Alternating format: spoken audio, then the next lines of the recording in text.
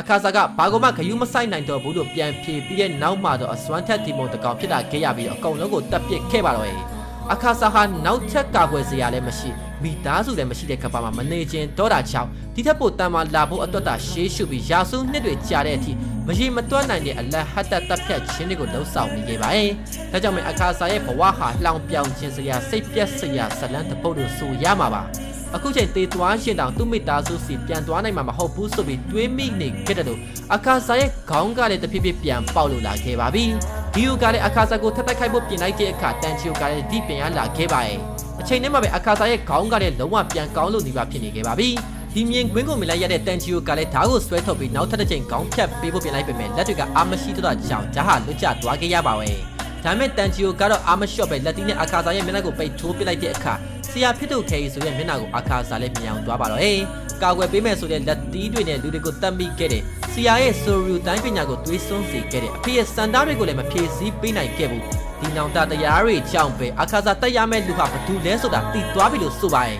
။တန်ချီယိုကတော့အခါစားရဲ့တိုက်ကွက်ကိုရှောင်ဖို့ထက်ဂီယိုစီကိုသာပြေးသွားပြီးကာကွယ်ပေးလိုက်ရှင်အနောက်ကိုကြည့်မိလိုက်ပါရဲ့။အခါစားကတော့ကိုတာပြန်ထိုးနှက်လိုက်ပြီးအဆုံးစီရင်လိုက်တာကြောင့်ပဲဂီယိုနဲ့တန်ချီယိုတို့ကလည်းအံ့ဩခုန်ကြပါတော့ရဲ့။အဲ့ချိန်လေးမှာပဲအခါစားစီကနေခဏတာလောက်ကျေးဇူးတရားအနံ့လေးကိုတန်ချီယိုခံစားမိလိုက်ရပါရဲ့။အခါစားကတော့မိဘကိုတာလမ်းလျှောက်သွားလိုက်ပြီးတော့ပြန်ကောင်းလာနေတဲ့သူ့ရဲ့ခန္ဓာကိုယ်ကိုလည်းရပ်တန့်လိုက်ဖို့နဲ့ဒီတိုက်ပွဲမှာရှုံးသွားတဲ့သူဟာငါကိုယ်တိုင်ဘဲလို့အော်ပြောနေခဲ့ပါရဲ့။အခုဆိုရင်အားလုံးလည်းပြီးဆုံးသွားခဲ့ပြီမလို့ငရဲကိုငြိမ်းချမ်းသွားပါရစေလို့လည်းအခါစားကထပ်ပြောလိုက်ပါရဲ့။အခါစားရဲ့အသွေးထဲမှာတော့ဖခင်ဖြစ်သူကိုမြင်အောင်နေပြီးတတရှေလာလို့သာမေးနေခဲ့ပါရဲ့။ဖခင်ဖြစ်သူကတော့အစင်ပြေနေပြီမလို့ကျေးဇူးစကားပြောလိုက်တဲ့အခါအခါစားလည်းဒူးထောက်ပြီးရိုးသားတဲ့ဘဝမှာမနေထိုင်မိခဲ့လို့တောင်းပန်လိုက်ပါရဲ့။အဲအချိန်မှာပဲဖခင်ဖြစ်သူကနေဆီယာခိုင်ဆိုပုံစံပြောင်းသွားပြီးဘာပဲဖြစ်လာ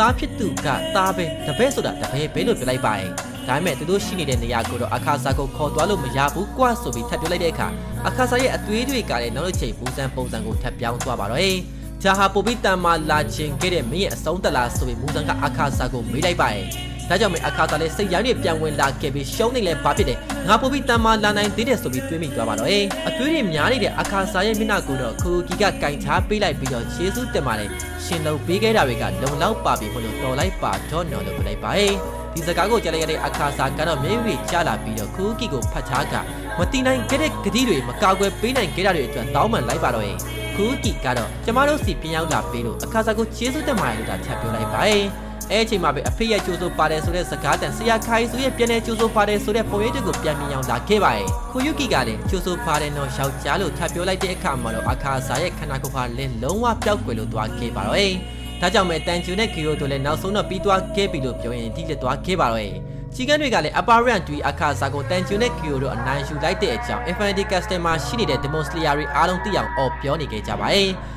တစ်ချိန်တည်းမှာပဲအပါရန်1တီမောဖြစ်တဲ့ကုကုရှိဖို့ကတော့အခါစားရဲ့တမန်မှုလမ်းကြောင်းကိုအရှုံးပေးခဲ့တဲ့လုပ်ရအပေါ်အတော်လေးဒေါသထွက်နေခဲ့ပါရဲ့